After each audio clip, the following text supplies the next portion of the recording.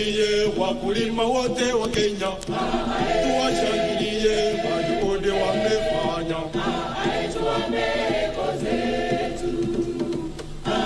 tuwashangilie wanariadha wote wa Kenya, tuwashangilie majuhudi wamefanya.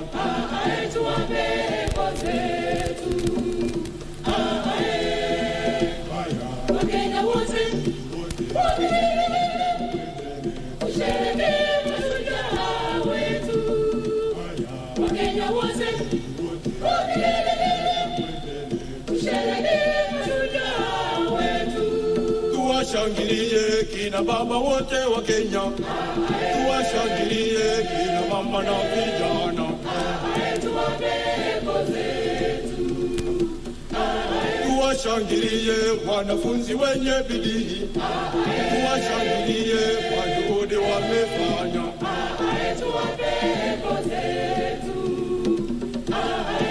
Tupongeza walimu wote wa Kenya, tupongeza wahudumu wa afya, tuwashangilie wafanyabiashara wa Kenya, tuwashangilie kwa juhudi wamefanya. Tumshangilie rais wetu wa jamhuri, tumshangilie kwa juhudi anafanya.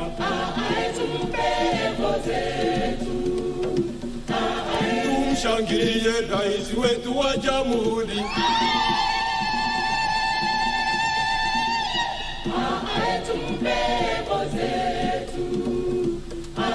tumshangilie rais wetu wa jamhuri, tumshangilie kwa juhudi anafanya.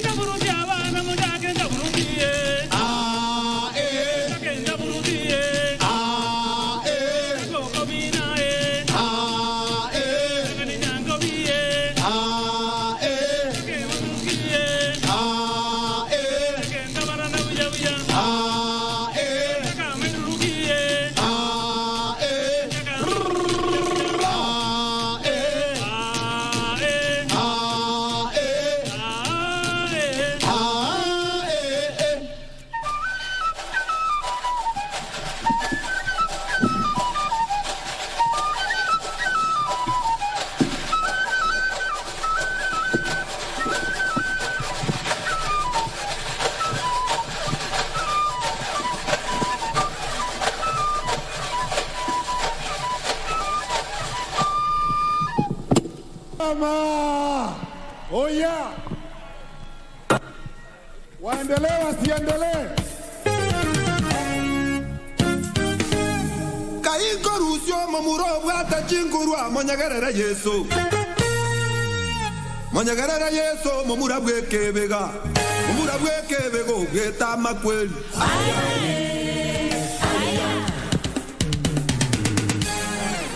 Tunazimama wakumbuka Mashujaa waliopigania Kenya.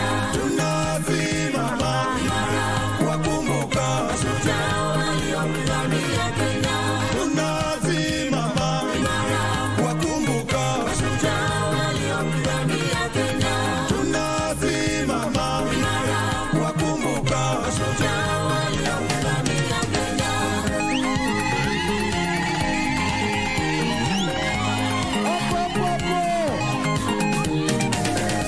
Tunashukuru Mungu ameilinda Kenya. Oyerendere Kenya yaito wanatwalira wanyangongo. Nyama minyoko Kenya tutangaine. Tunashukuru Mungu ameilinda Kenya. Oyerendere Kenya yaito wanatwalira wanyangongo. Nyama morembe watowire Kenya. Tunashukuru Mungu ameilinda Kenya. Oyerendere Kenya yaito wanatwalira wanyangongo. Magenderero Kenya yaito tutangaine. Tunashukuru Mungu ameilinda Kenya. Oyerendere Kenya yaito wanatwalira wanyangongo. Umone wetu yasangiye muno hari umurenge wa Kenya tiguba kuna kwengo munene. Tuwakumbuke wote walioipigania Kenya. Tuwakumbuke wote walioipigania Kenya. Waliomwaga damu yao Kenya tupate ukombozi. Kenya tupate uhuru. Mkono juu kila mtu! Mkono juu! Kenya, Kenya, nchi yangu. Abatari sabiri nsi yaito. Abarangia tugende bitundu atosabire nsi yaito. Abarai baito iya yatumurara. Baba tunashukuru maana umetupa afya. Nchi yetu ni nzuri, ndio maana tumekuja kwako tukisema upewe sifa. Tunashukuru Mungu ameilinda Kenya. Oyerendere Kenya yaito wanatwalira wanyangongo.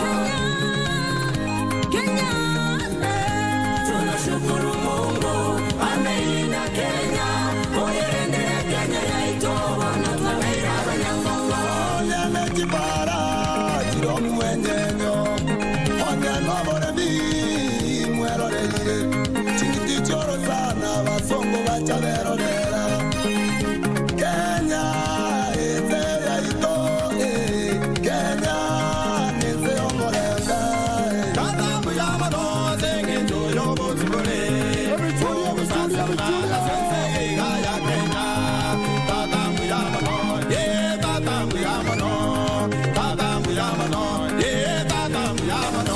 Tunashukuru Mungu ameilinda Kenya. Oyerendere Kenya yaito wanatwalira wanyangongo. Wanatwalira wanyangongo. Wanatwalira wanyangongo. Wanatwalira wanyangongo. Wanatwalira wanyangongo. Wanatwalira wanyangongo. Wanatwalira wanyangongo. Itwe n'abanyangongo. Wanatwalira wanyangongo. Kene tuna abanyangongo. Wanatwalira wanyangongo. Kene tuna abanyangongo. Wanatwalira wanyangongo. Itwena wanyangongo. Wanatwalira wanyangongo. Itwena wanyangongo. Wanatwalira wanyangongo. Inipina wanyangongo. Wanatwalira wanyangongo. Itwega abanyangongo. Wanatwalira wanyangongo. Abanyangongo. Wanatwalira wanyangongo. Kenya twese abanyangongo. Wanatwalira wanyangongo. Aki twese abanyangongo. Wapi makofi jamani? Yes, hao ndio mashujaa wetu. watoto wetu hapa, na mimi nataka niulize, mulipenda sisikii? Lulu, ulipenda? Bila shaka walipenda, manake mimi ni muda mrefu tangu niweze Ulibambika? Kabisa. Na kama ulibambika, hapa Gusii tunasema abuo. Nikisema abuo, unasema abuo. Ninyi nyote abuo. Ndio hiyo. Mheshimiwa Rais, tungeliendelea mpaka usiku, lakini unajua hapa Kisii tumebarikiwa sana. Mvua inanyesha, jua linachomoka, hatujui mvua itaanguka kitambo gani. Kwa hivyo naona kidogo muda wetu umetuishia kwa hivi sasa, lakini nilikumbusha tu mtazamaji na wale wote walioko katika uga huu wa Gusii, tusisahau kuvaa barakoa zetu vizuri, na pia vile tuhakikishe kwamba yule ambaye umekaa karibu naye pia amevaa barakoa yake vizuri, kwa sababu corona is real. Kwa niaba ya mwenzangu Shujaa Lulu Hassan naye Fredo Bachi Machoka, the blackest man in black Africa, tunasema shukran sana, na tuna handover sasa kwake ndugu Gitone ili aweze kuendelea na ratiba nyingine. Happy Mashujaa Day. Asante sana wenzangu Mashujaa, Uncle Fred na Lulu Hassan.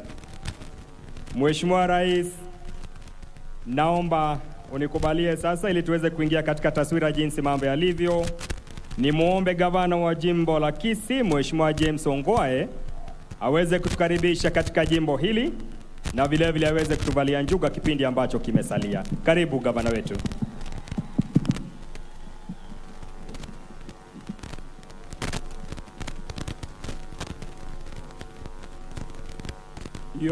Your Excellency, the President of the Republic of Kenya, Honorable Uhuru Kenyatta, Your Excellency, the First Lady, Margaret Kenyatta, Your Excellency, the Deputy President, Honorable William Samoei Ruto, Excellency, the Excellency Rachel Ruto, Honorable Governors present, led by the Council of Governors Chairman Wycliffe Ambessa Oparanya, Cabinet Secretaries present, Members of Parliament, Senate and County Assemblies present, members of the Diplomatic Corps that are present, distinguished guests, ladies and gentlemen, Your Excellency, I wish to take this opportunity on behalf of the Gusii Nation community to welcome you here to Kisii. The people that you see here are from Kisii and Nyamira, and of course, all the other Kenyans who have come here. I also wish to extend a warm welcome to all our guests who have come to participate in this function. You have, sir, made this a memorable occasion for the people of Gusii in general, and we sincerely thank you. Your Excellency, we also thank you that you agreed that this event be hosted here in Kisii, and this has opened very many opportunities for us. Your Excellency, with us today, we have many local as well as international guests, and in view of the time, and I'm sure everybody can see that this is not normal, we live in very abnormal times, I will only introduce to you, sir, the leadership of the region, the Gusii region, and request that those I mentioned just stand and wave to HE, the President, and then sit down. I will start with the First Lady of Kisii County, Elizabeth Ongwae. Madam, thank you very much. The chairman of the Gusii Culture and Development Council, including all the elders from Gusii and Nyamira, led by Mzee Araka Matundura. Wherever you are, please stand.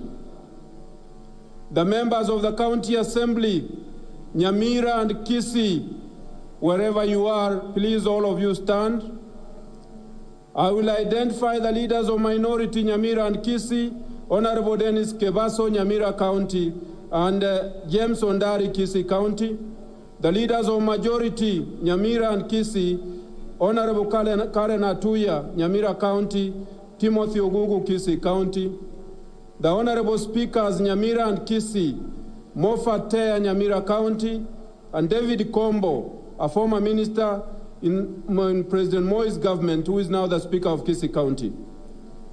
The women representatives from Nyamira and Kisii, Honorable Jerusha Momanyi, Nyamira County, Honorable Janet Ongera, here we fondly call her Nginabantu, Mother of the People. Members of Parliament, some may not be here, Your Excellency, I'll just mention them so that you know our members of Parliament from Kisii.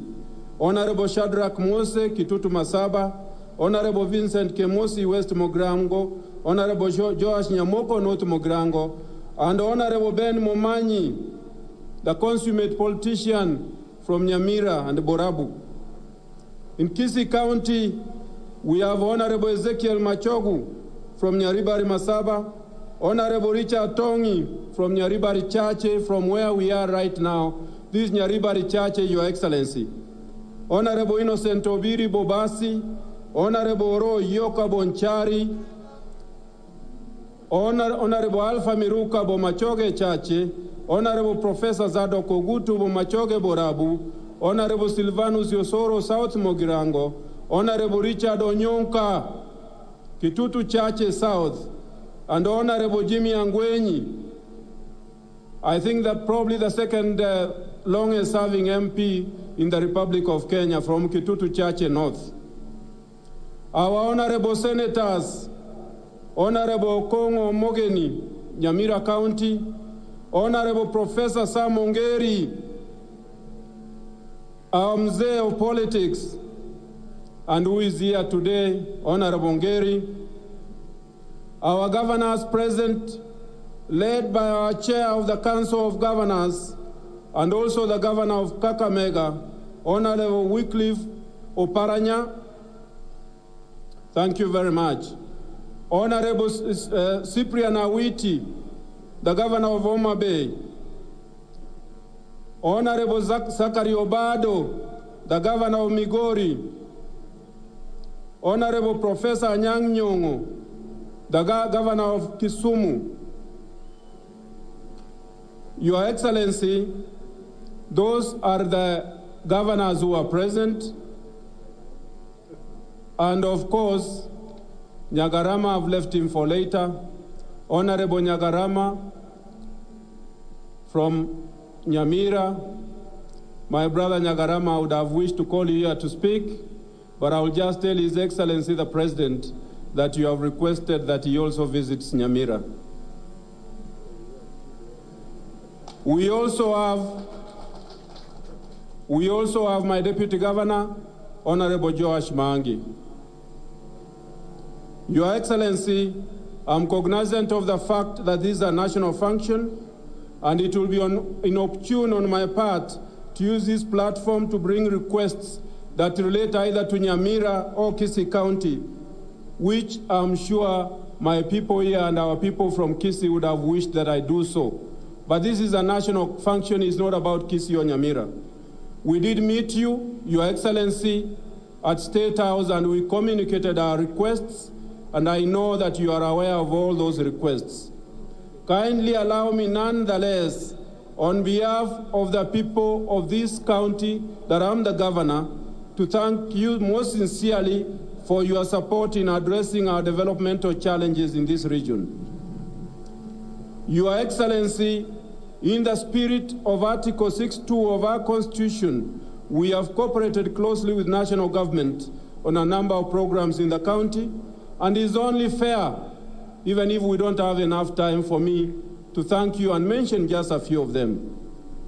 In our previous visit to you, we sought your support in the areas of infrastructure, and I'm glad to report that a number of road projects have been undertaken. I can't even mention them, especially for purposes of Mashujaa Day.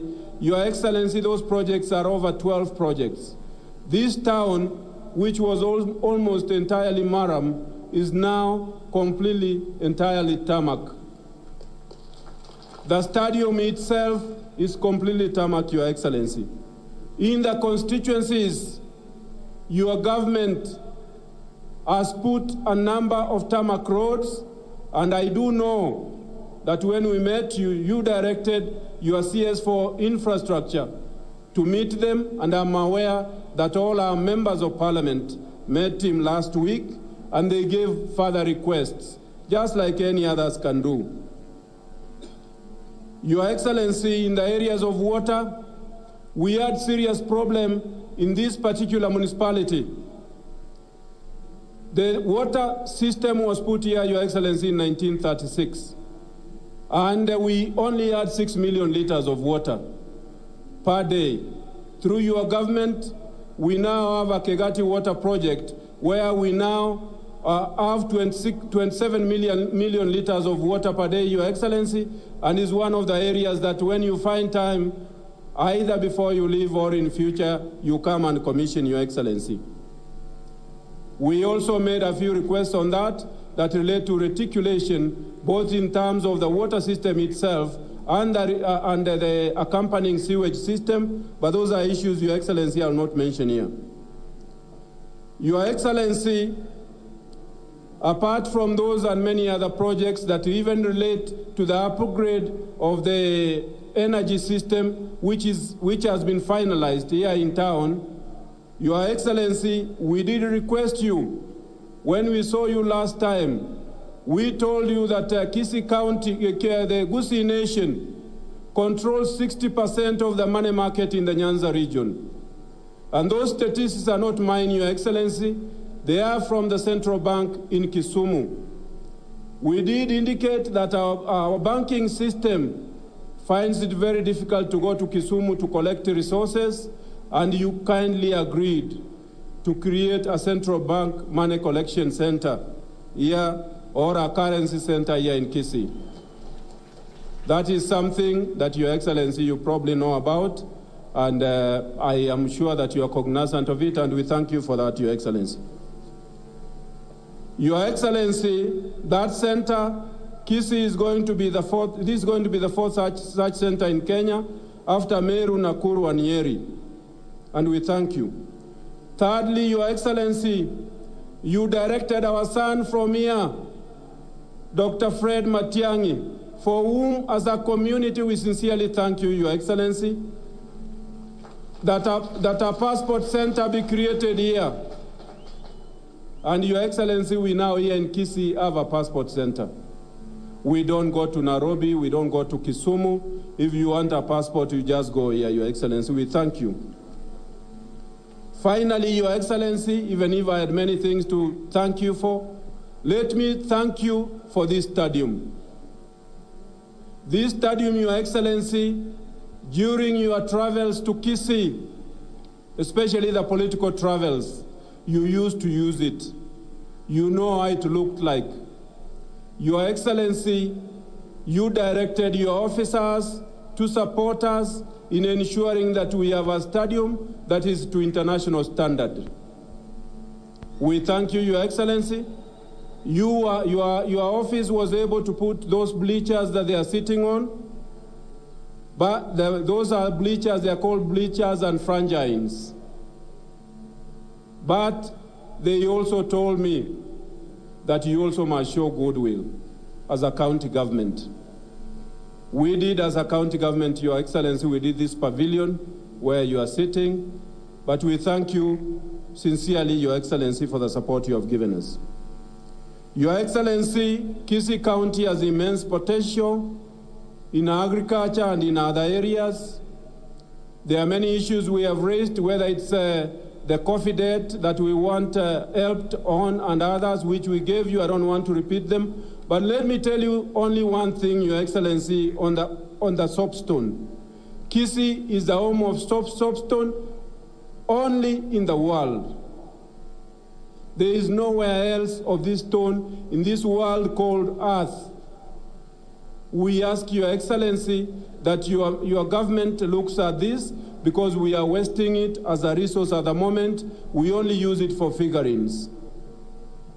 Your Excellency, we also thank you and the Right Honorable Raila Amolo Odinga for the handshake as it heralded a new dawn of inclusivity and tolerance in Kenyan political landscape.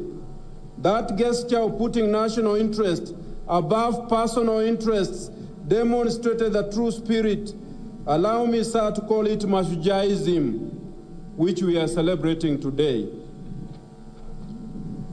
Your Excellency, in conclusion, allow me to request that if your schedule allows, kindly extend your stay for another 2 days. Don't go back to Nairobi, Your Excellency. And if you will not listen to our request, we will ask Mama Margaret to ask you. Your Excellency, with all humility, it's now my honor and privilege to request the Right Honorable Prime Minister to address this gathering. Thank you, Your Excellency.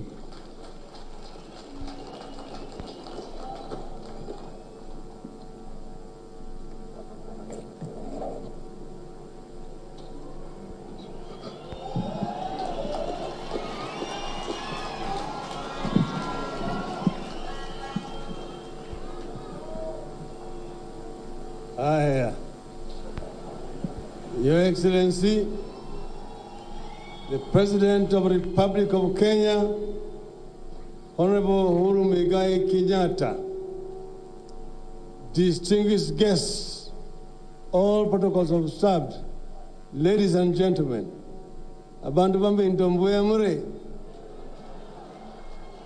wemore naende. Your Excellency, it was a very good idea to decide that some of the national days be celebrated outside Nairobi. Last year, Mashujaa Day, we were in Mombasa. And today, we are in the great county of Kisii. And today, the Gusii have an opportunity to show us their culture, the people of Gusii. It started with the prayers, and the first person to pray here prayed in Gusii. To me, that was very moving. Your Excellency, before the colonialists came here and drew the map which they drew in Berlin to create a country called Kenya, there were people living here who had culture, who had also religion, who also knew God. So God was not only European or Arab or Jew, God was also African. So today we are going back to our traditions, our roots, where we came from. Vile wahenga nasema ati mwachamila ni mtumwa.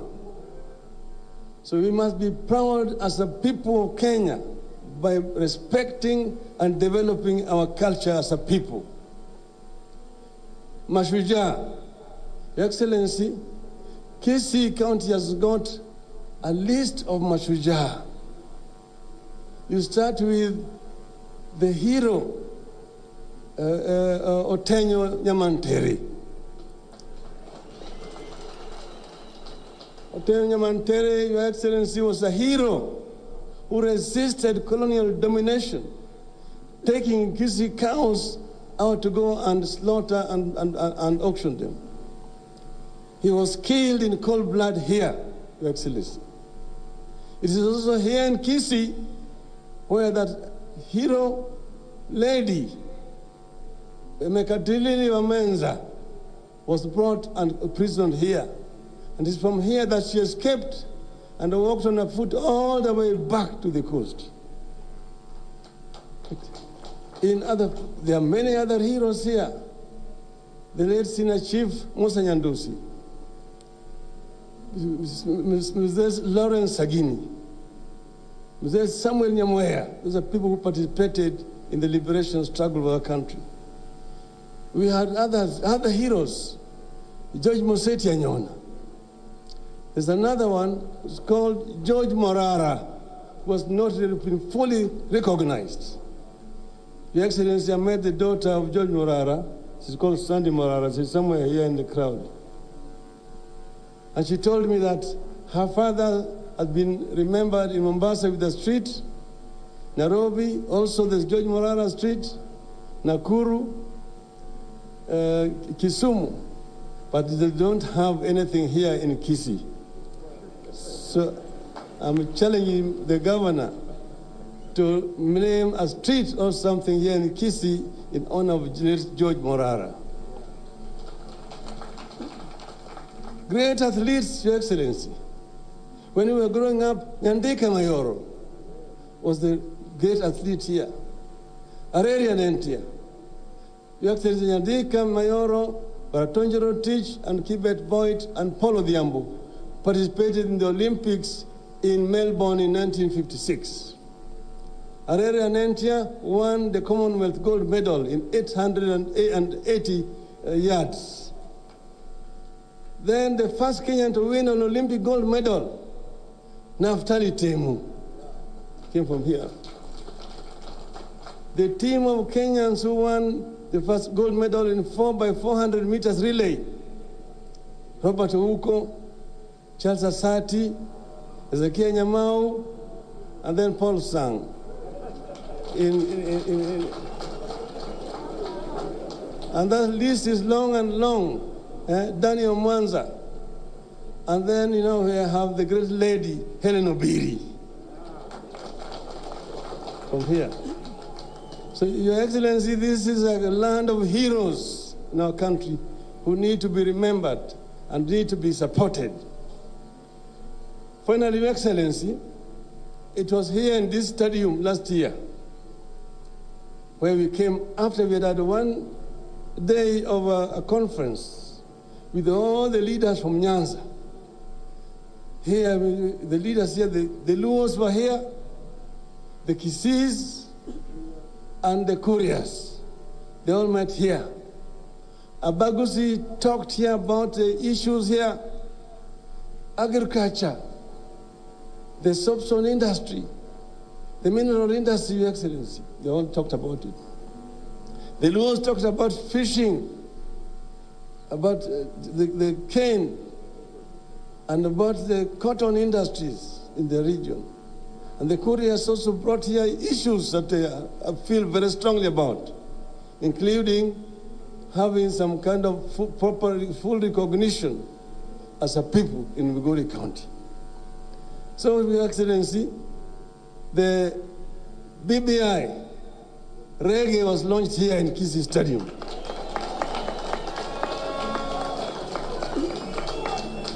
And we said that we must change direction.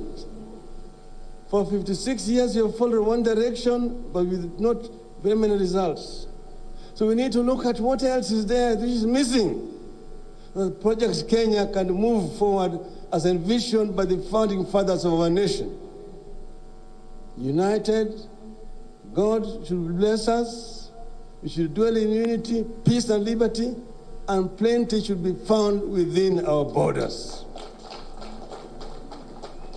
From here, Your Excellency, the BBI train moved to Kakamega Ingo, then to Mombasa, then to Kitui, then to Narok, then to Garissa, then to Meru. It was only when we were supposed to be going to Nakuru, shetani ikanguka kutoka huku juu. Reggae ikaenda kwa half time.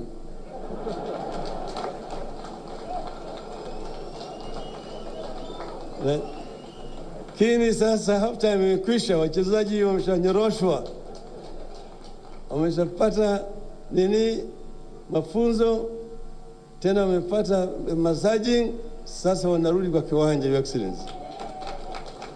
Na wewe mwenyewe ndio utasema hiyo njia tunataka kufuata sasa kwa kutoka hapa, because nobody can stop reggae. Asante sana.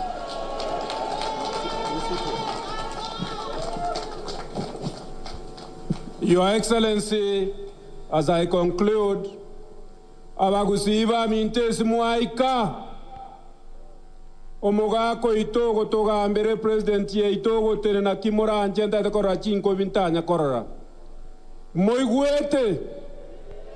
moigwete mbiamono nani nyasaba koni. Your Excellency, you built a state house here, a state lodge. I'm kindly requesting on behalf of these Kisii that be gazetted as a state lodge, and that during the weekends when you feel that you are tired, we have a golf course here, Your Excellency. You just drop there, nobody will know. I don't even need to know, Your Excellency. That's your house. You drop there at your pleasure, Your Excellency. With your permission, Your Excellency, it's now my singular honor and pleasure to invite our Deputy President, Honorable William Samoei Ruto, to come and talk.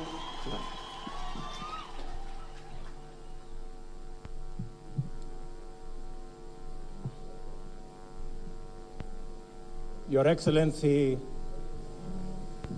President Uhuru Kenyatta, President and Commander-in-Chief of the Armed Forces of the Republic of Kenya, Your Excellency, Mama Margaret Kenyatta, our First Lady, Your Excellency, Ambassadors and High Commissioners, my fellow leaders present here from the national and county level, distinguished ladies and gentlemen, abantu bami into mboyamore naende. Bwana Yesu asifiwe. Asanteni sana. Mheshimiwa Rais, wakati uliamua ya kwamba sherehe za kitaifa baadhi yao itafanywa katika makaunti, ilikuwa ni uamuzi wa busara. Ndio sababu leo tunaandika historia hapa Kisii Stadium kwamba sherehe ya kitaifa ya kwanza tangu tupate uhuru wa Kenya inafanyika tarehe hii hapa Gusii, hapa Kisii Stadium.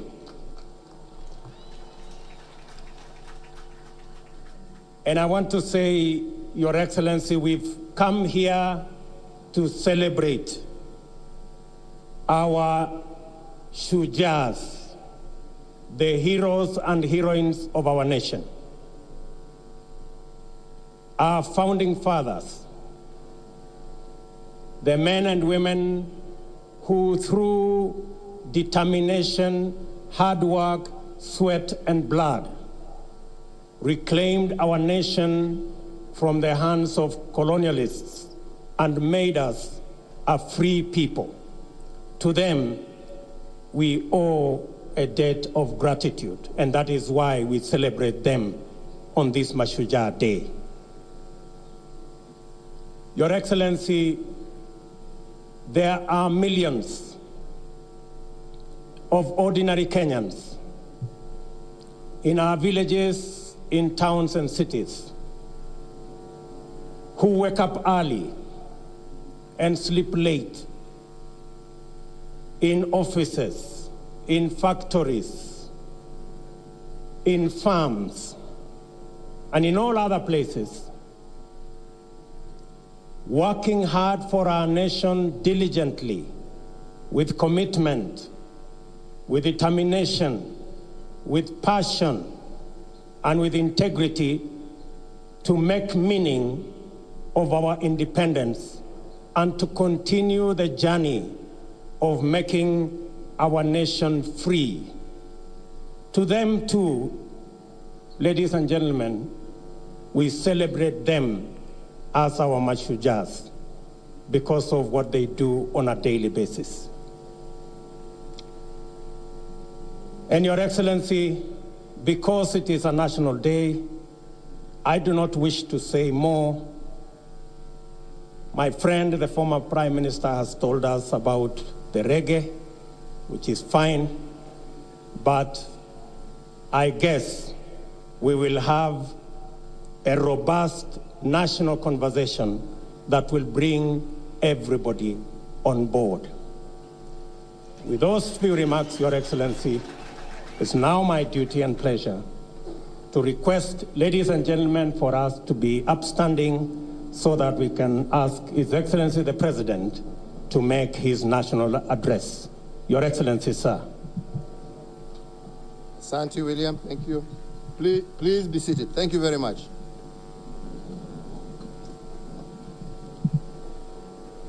Fellow Kenyans, ladies and gentlemen, let me begin by wishing each and every one of you a happy Mashujaa Day. And let me also, at the very onset, thank you, the Gusii, for the warm reception that we have received here in Kisii.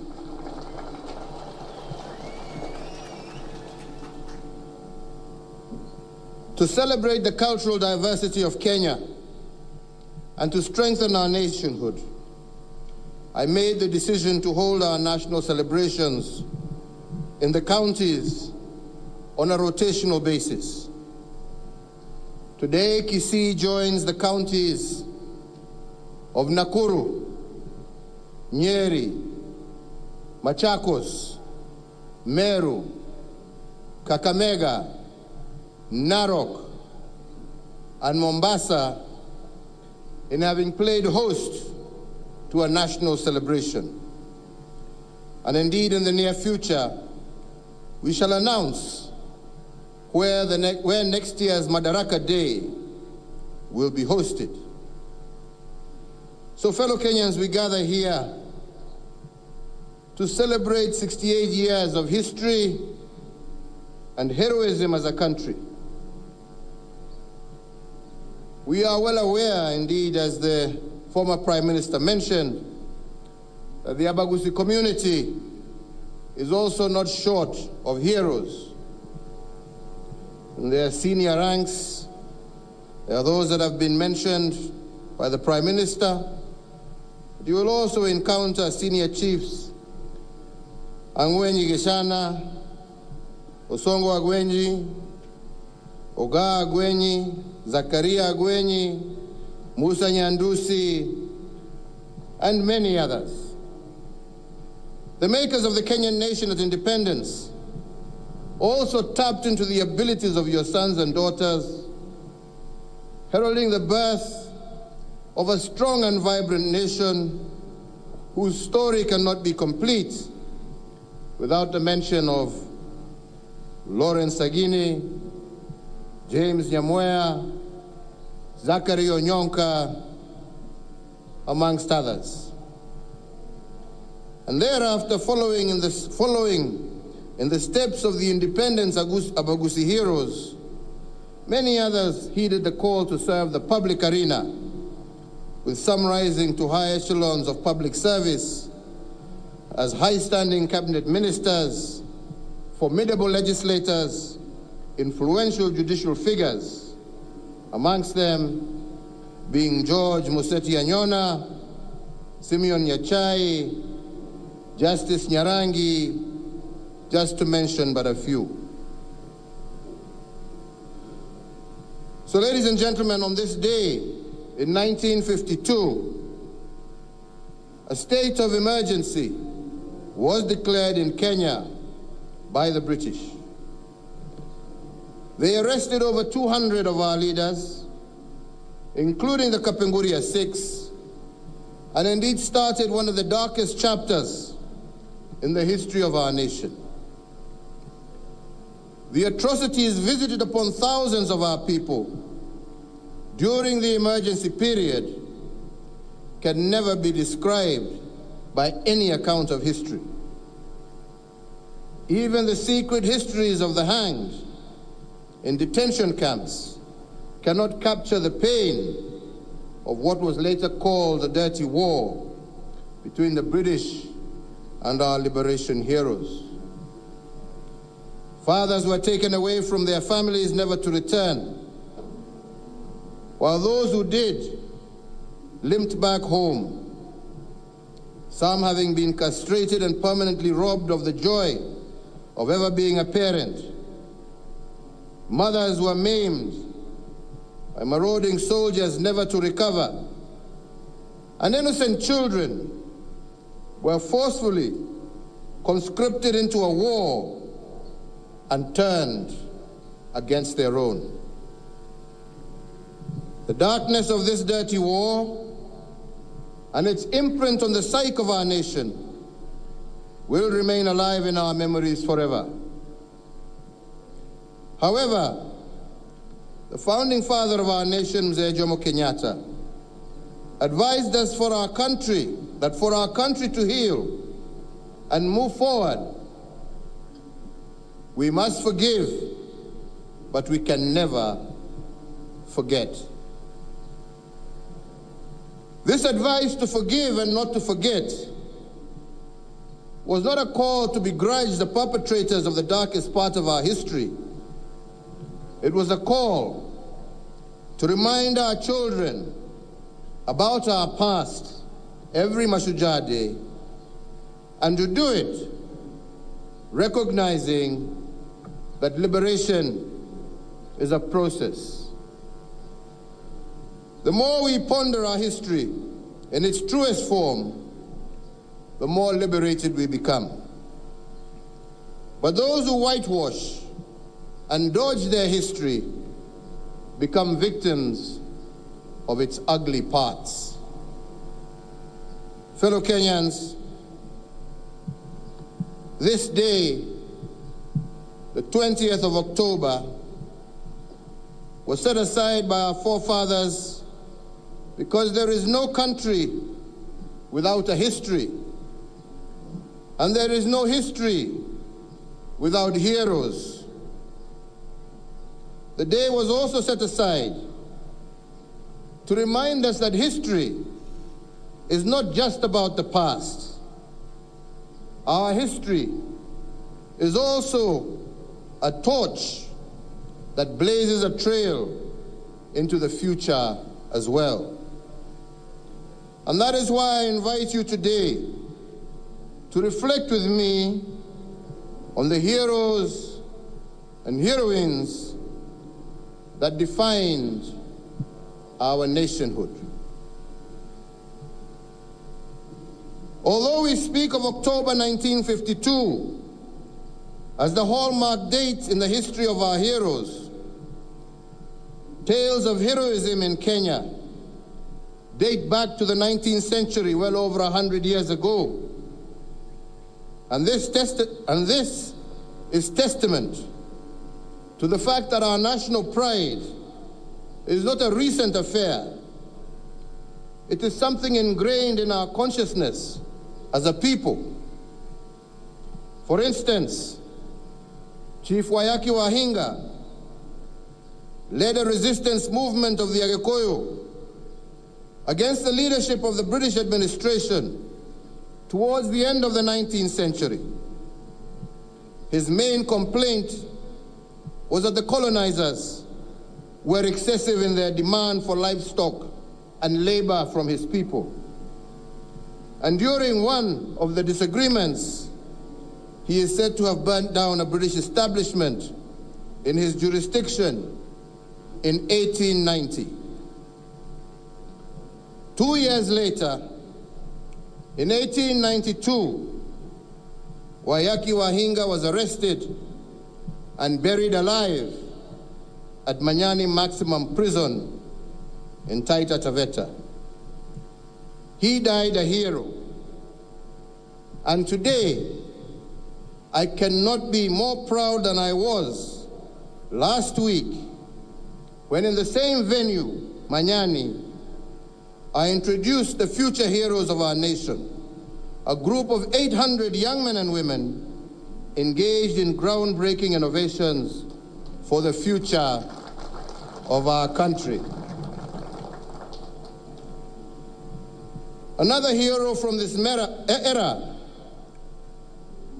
was Mukile Wanameme, leader of the Bukusu resistance of 1895, a brave soldier and a skilled military man.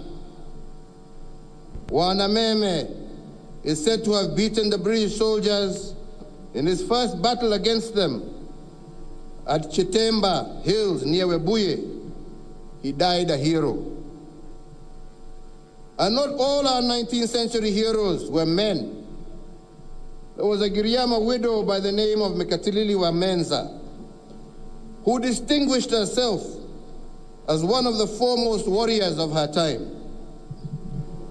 Born in 1840, she led the Giriama resistance against the British Empire between 1912 and 1915. Her grievance against the British administration using forced Giriama labor that undignified her people.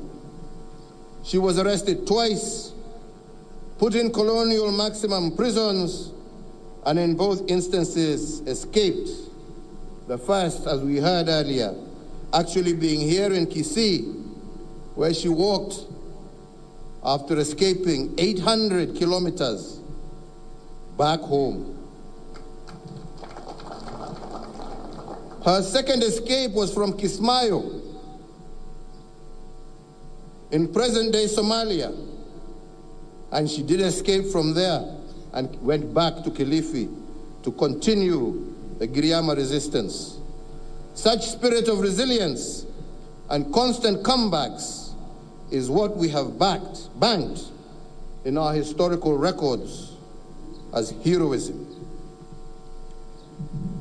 A new generation of liberation leaders, inspired by these 19th century heroes, emerged from the 1920s. They included, amongst others, Jomo Kenyatta, Jaramogi Oginga Odinga, Harry Thuku, Achieng Oneko, Daniel Arap Moi, Masinde Muliro, amongst others.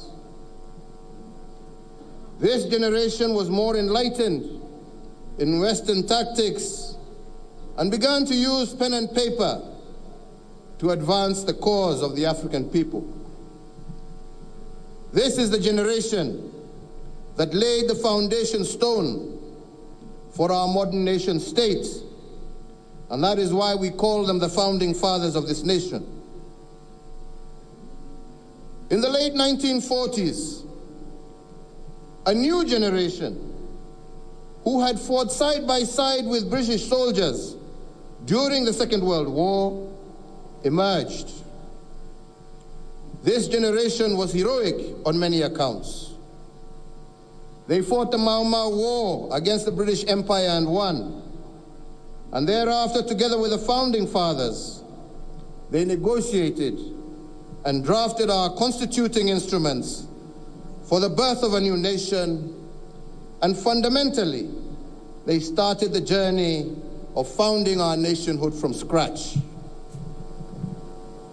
But what enduring lessons can we highlight as a nation from the examples of these ordinary men and women who became heroes?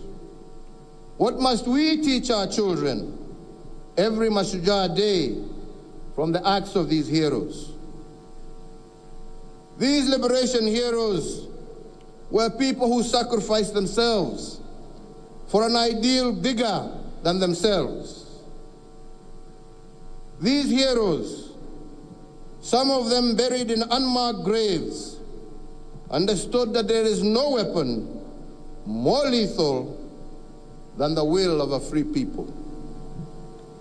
They sacrificed for this high ideal, negotiated when they had to, but they never surrendered.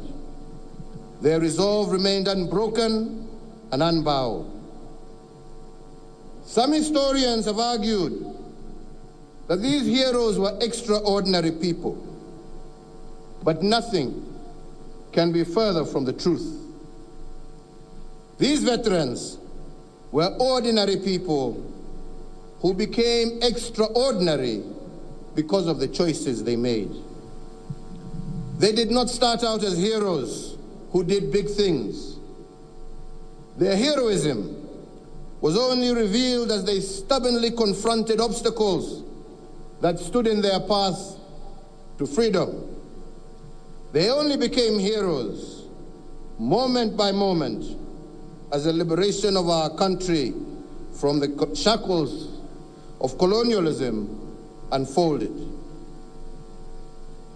So, fellow Kenyans, you may ask why I just said that creating our nationhood is a journey started by our founding fathers, but one that is yet to be completed. I say so, fellow Kenyans, because nationhood is not an event. It is a process. When our founding fathers emerged from the liberation war with fresh wounds, bloodied faces, years of incarceration, they had only one desire. They had vanquished their enemy and brought freedom. But the task of bringing 42 nations into a single nation state was still daunting. They knew that this would be a journey. They knew that summoning the consciousness of 42 nations into a singular purpose under the nation state would take constant negotiations and renegotiations. And borrowing from their own historical experiences, the process of constantly reviewing our nationhood would only happen through the unremitting search for a constitutional consensus. This position was strongly advocated by another group of our heroes known as the Constitutionalists. Apart from being the architects of our new state and the engineers of our new economic order, they pushed for the practice of constantly building a constitutional consensus. To them, endpoint, it was a constantly moving target that requires continuous consensus. More so, because they saw constitution making as being a process first and then an act after. While the act of constitution making is an end state in itself, the process is a constant negotiation and renegotiation of nationhood. Guided by this philosophy of constitutional consensus, these heroes went through as many as 4 constitutions before landing on a workable consensus. And their mantra in this search was best captured by the former Vice President, Joseph Murumbi, when he said, and I quote, "There is nothing wrong with Kenya that cannot be fixed by what is right with Kenya," end of quote. If the Littleton Constitution of 1954 was wrong, it was made right by the Lennox-Boyd Constitution of 1958. When this constitution outlived its consensus, the Ian MacLeod Constitution of 1960 kicked in, and the search for a common ground continued until the Independence Constitution was adopted. But even then, this constitution was adopted as a ceasefire document to facilitate independence. After independence, The Lancaster consensus was replaced by a new consensus, and the cycle of constantly negotiating our nationhood continued. So, ladies and gentlemen, when I cautioned against constitutional rigidity in my Madaraka Day address this year, this is exactly what I meant. Our founding fathers and our constitutional heroes did not intend our constitutional order to enslave us. They constructed it to serve us. And when it ceased to serve us, we are meant to borrow from the examples of our founding fathers and rethink it.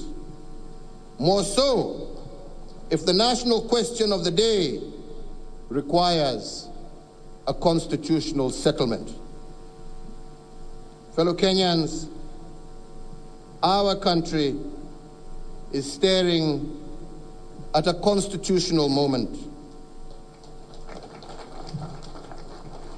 And the national question goes back to the advent of our multi-party system.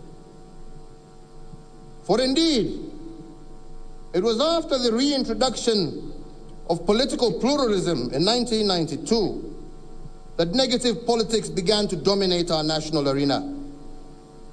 The question at hand, and one requiring a constitutional consensus, is therefore, how do we as a people, as a nation, resolve the winner-take-all situation within a context of competitive politics as required by democratic practice?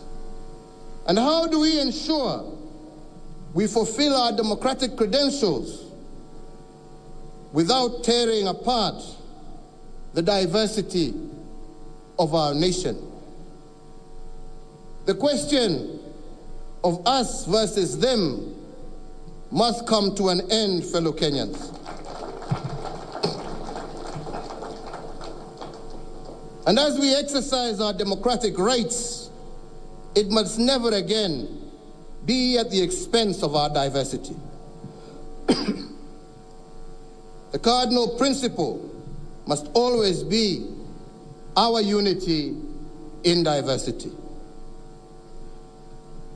Yes, the 2010 Constitution gave us some remedies, but did it resolve or entrench the zero-sum game in which the winner takes all and the loser goes home with nothing? Are we still in this zero-sum constitutional dispensation that created conflict since the advent of multi-party politics in 1992? And how do we expect as a people to resolve this problem using elections instead of constitutional change?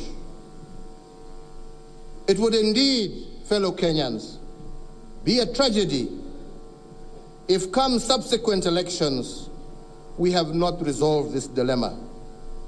And that is why I urge the country to ponder a constitutional consensus around a three-pronged national question. On the one part, the question is political inclusion.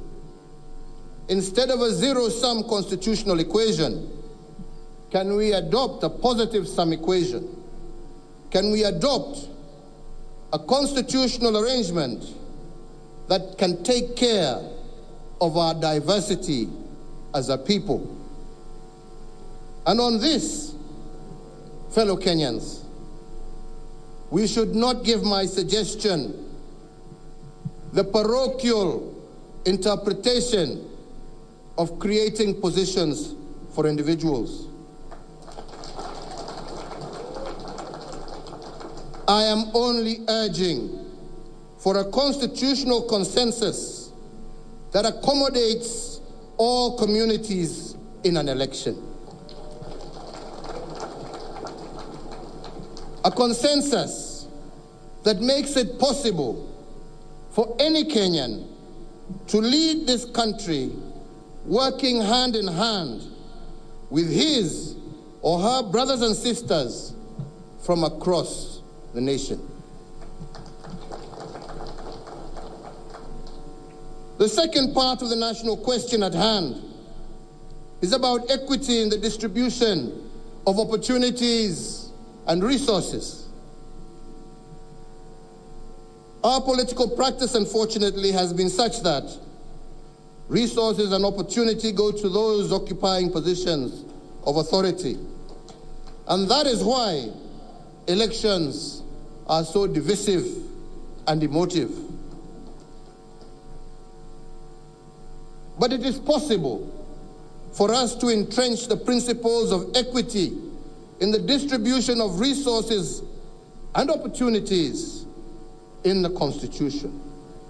This way, it is the Constitution, not individuals, who will guarantee that no one is excluded or left behind. The third part of the national question speaks to the contestations and violence every electoral cycle. 1 year before every election, the economy shuts down as it anticipates the turns and twists of the election. 1 year after the election, the economy is still on a go-slow as markets wrap themselves around the emerging political constellations. This means that in every electoral cycle of 5 years, 2 years are wasted exclusively attending to electoral matters. Fellow Kenyans, the quest to liberate our land was also fueled by our desire to drive hunger, ignorance, disease, and unemployment from our midst. Unless the economy is sustainably expanding to accommodate the youth graduating every year, then what we are doing by removing 2 years is robbing our children of their future. Therefore, as part of the national question, we are called to create an environment where enterprise can thrive by continuously attracting capital into the country. Endless political contestations creates anxiety, akin to some of the things that we are witnessing in our nation today. Truly, I do not believe that is what our founding fathers and the constitutionalists at independence wanted for us. And if we do not change it now, when we have this constitutional moment, this problem will plague our country for years on end. My invitation to our country, therefore, is for us to have an honest conversation with itself, as William has just said. And we must not shy away from taking bold decisions the way our founding fathers did. Ladies and gentlemen, I want to continue by saying that we cannot talk of our independence heroes without mentoring the diaspora fraternity that also supported our liberation struggle, and yet they were not Kenyans. The former Prime Minister of India, the late Jawaharlal Nehru, was one of the very early supporters of our struggle. When the Kapenguria Six were put on trial, he provided part of the legal team that defended them. His rationale was that the liberation struggle anywhere in the colonies was a struggle to liberate the human spirit first and to gain self-rule second. The other diaspora heroes of our liberation included the leadership of the Pan-Africanist movement And indeed, this week marks the 75th year liberation movement in Kenya. And indeed, they stayed the course. The spirit of Pan-Africanism, imagination, brotherhood without borders, and the craving for an African renaissance is one we need to recapture as we celebrate our diaspora heroes today. We must remember that our founding fathers were Pan-Africanists, and to uphold their vision, we must support the African dream of working together, living together, and building the unity of the African continent.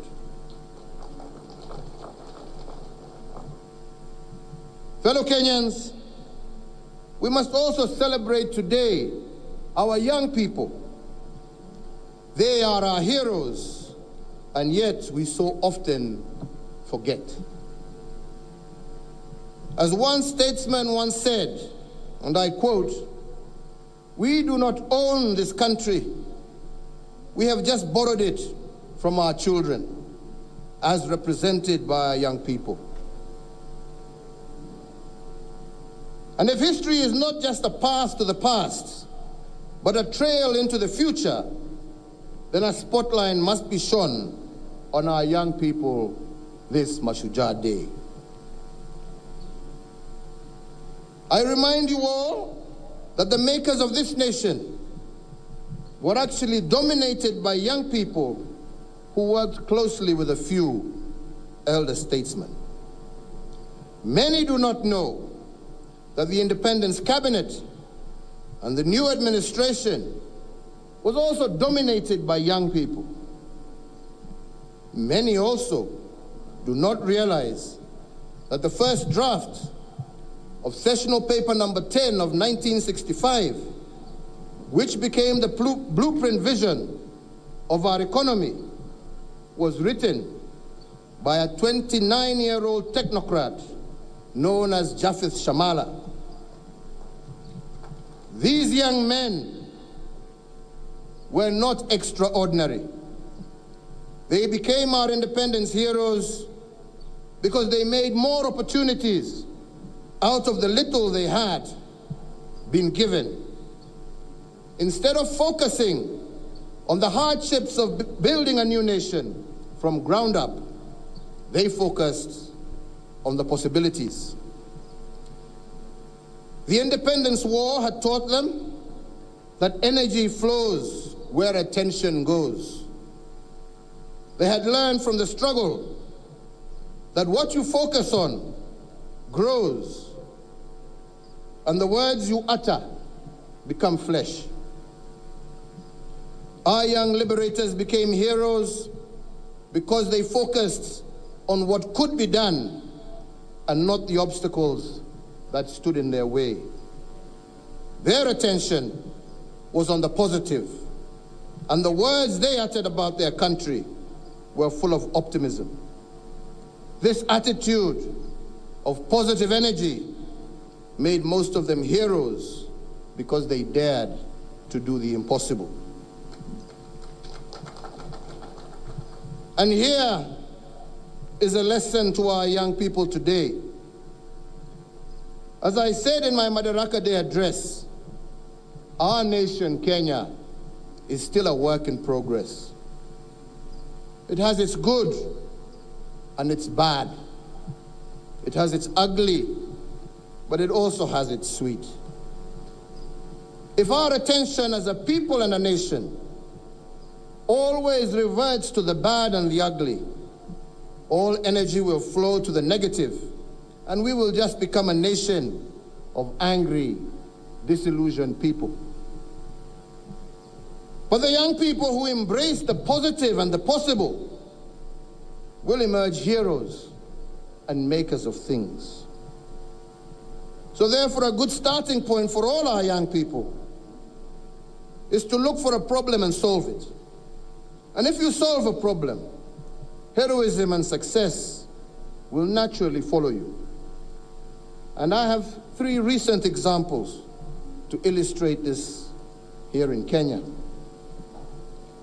The first one, last week on Friday, I invited my cabinet and indeed the entire nation as I unveiled a series of transformative programs and projects undertaken by our young people. The team of over 800 young men and women drawn from across the Republic have undertaken seminal programs that include the nationwide airborne geophysical survey, the geospatial project, the cyber project, developed drones, as well as the national security industrial project. These young innovators not only delivered high quality work, they also did so at a fraction of the said cost. For example, ladies and gentlemen, in respect to the mapping of our national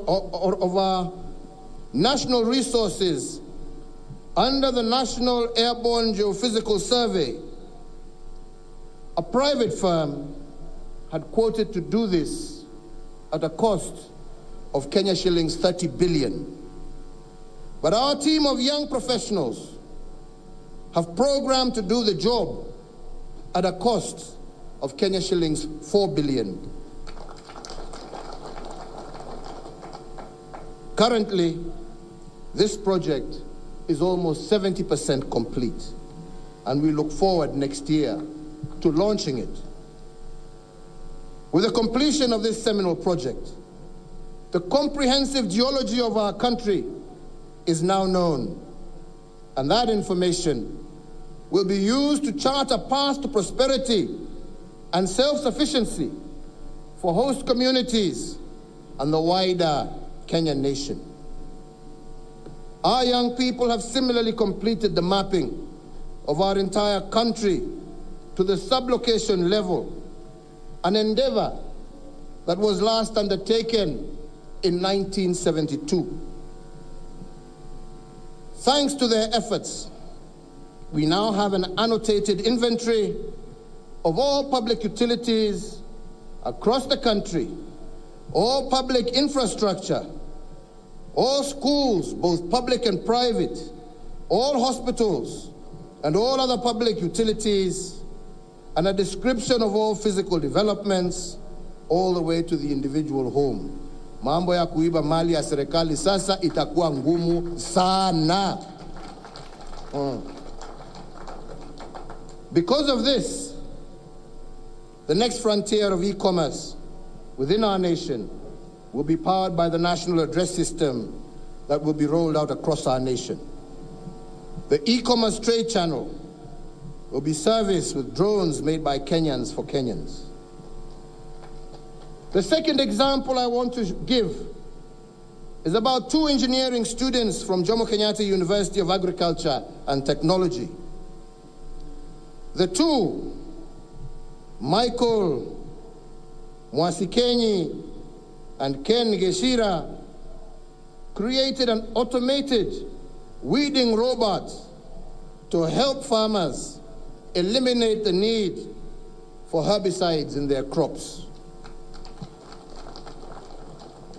The robot has artificial intelligence to discriminate between weeds and crops, and the innovation has a robotic arm for weeding in between the crop rows and a plow-like weeding tool that is dragged by the robot as it passes in between the rows of crops to remove inter-row weeds. This innovation emerged winner of the 2020 Imagine Cup, beating teams from across 9 European, Middle Eastern, and African countries. The innovation is scheduled for presentation at the Imagine World Championship in Seattle, Washington State. Added to the many innovations from our young people during the COVID-19 crisis, the third heroic example I wish to mention is that of one Roy Alela, holder of a bachelor's degree in microprocessor technology and instrumentation from the University of Nairobi. This 25-year-old engineer had a strong urge to communicate with his 6-year-old niece, 6-year-old deaf niece. He had a problem to solve, and he did not shy away from it. After many experiments, he finally managed to create a pair of smart gloves that helped him communicate with his deaf niece.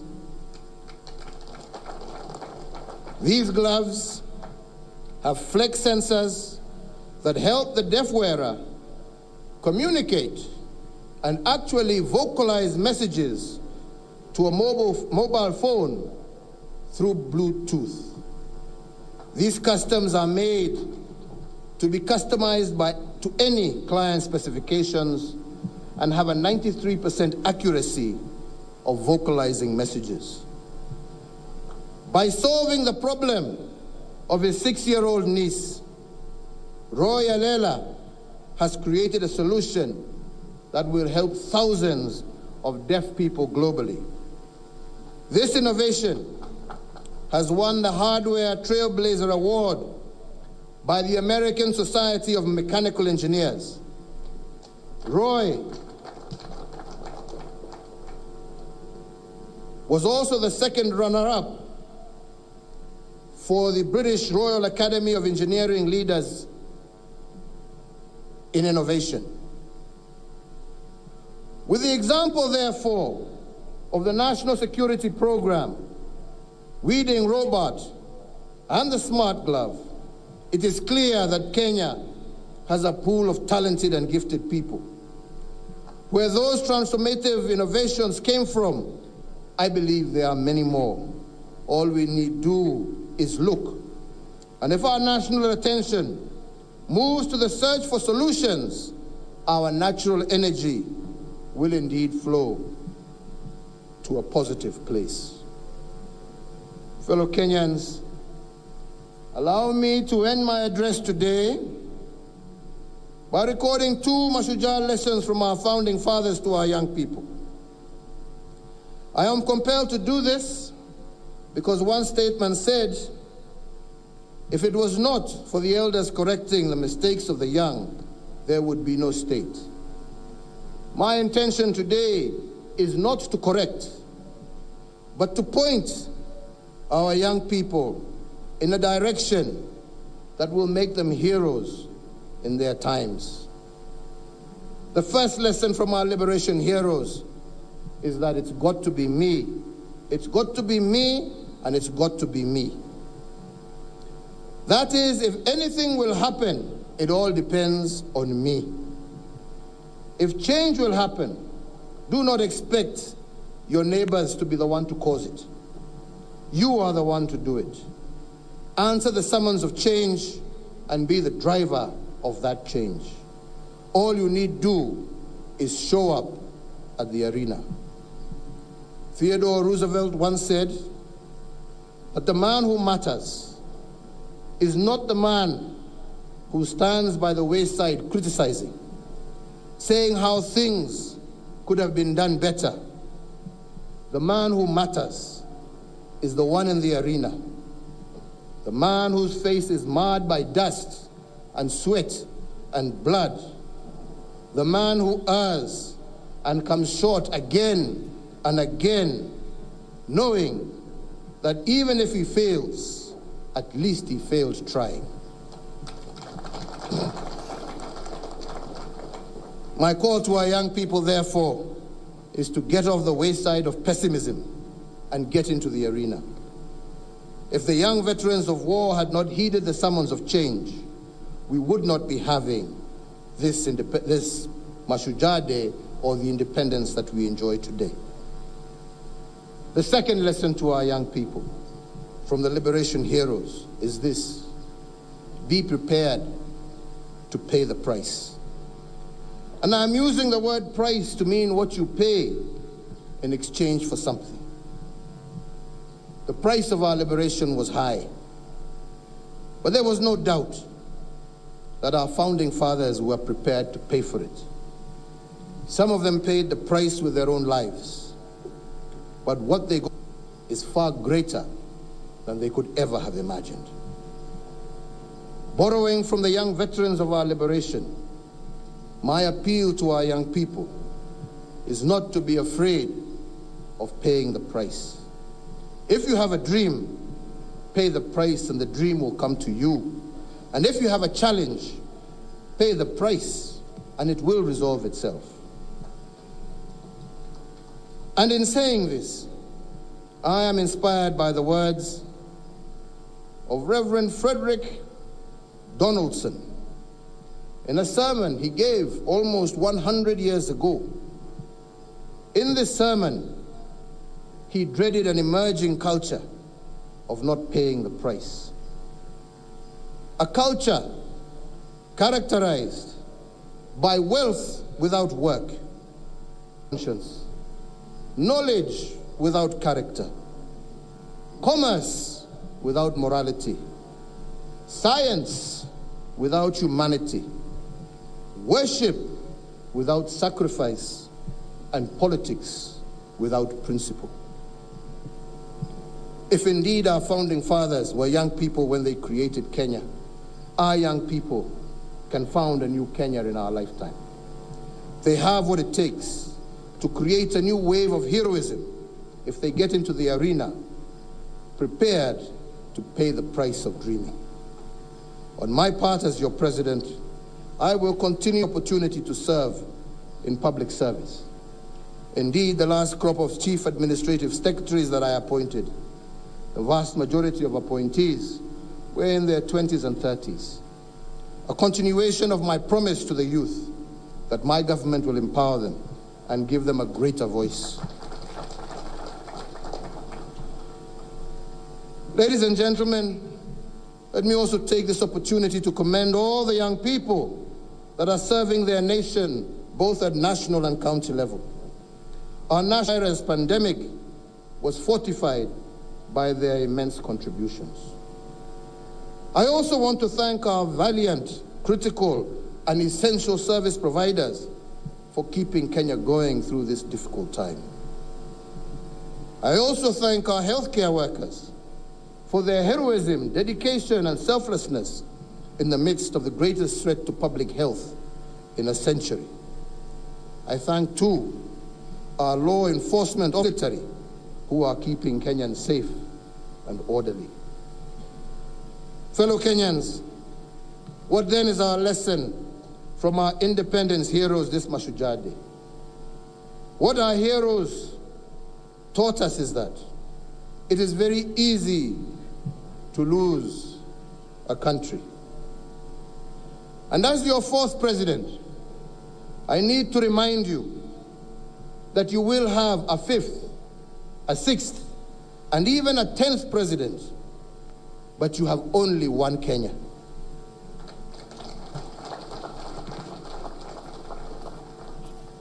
This is all we have, and it is imperative that we all must protect it at any cost.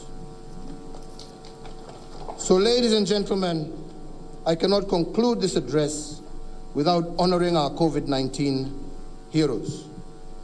In particular, I want to give special mention to our departed health workers, such as Dr. Doreen Lugliki of Nairobi South Hospital, Clifford Mburia of Kitengela Medical Center, Moses Ringera of the University of Nairobi Health Services, Marian Awor of Rachuonyo Hospital, amongst others. Their memory will forever be engraved on our hearts. These brave souls paid the ultimate price, and like our founding fathers, they teach us that heroes are ordinary people who are made extraordinary by unusual circumstances. Similarly, and given the fear-ridden circumstances our COVID-19 heroes found themselves in, they teach us that heroism